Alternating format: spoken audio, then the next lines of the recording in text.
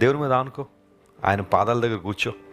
ప్రభా, నువ్వు తప్ప నాకు ఎవరున్నారు ప్రభా, నీవే నా దిక్కు కదా, నీవే నా సహాయం కదా, నా ఆదరణకర్తవు నీవే కదా, నన్ను బలపరచువాడు నీవే కదా, లోకమంతా నాకు ఎదురు నిలబడినా నువ్వు ఒక్కడవే నాతో ఉంటే చాలు కదా ప్రభు అని ఆయన మీద నువ్వు ఆధారపడగలిగితే దేవుడు ఖచ్చితంగా నిన్ను బలపరిచి ఆనందించే గుంపులో దేవుడు నిన్ను ఉండనిస్తాడు. ఆశీర్వాద గుంపులో దేవుడు నిన్ను ఉండనిస్తారు. నిత్య జీవార్థమైన వెలుగులో నడిచే గుంపులో దేవుడు నిన్ను ఉండనిస్తారు.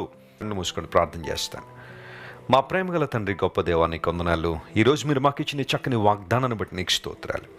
అవునయ్యా, జనశేషముగా మమ్మల్ని ఉండనిస్తానని వాగ్దానం చేసిన దేవుడు, మమ్మల్ని తుడిచిపెట్టాలని లేదా మమ్మల్ని పెరికి వేయాలని, మమ్మల్ని ఇబ్బంది పెట్టాలని ఎంతోమంది ప్రయత్నాలు చేస్తూ ఉండొచ్చు. కానీ మమ్మల్ని ఉండనిచ్చే దేవుడు నీవు ప్రభా, మమ్మల్ని బలపరిచే దేవుడు నీవయ్యా. కనికరించి సహాయం చేయండి, ఆశీర్వదించండి.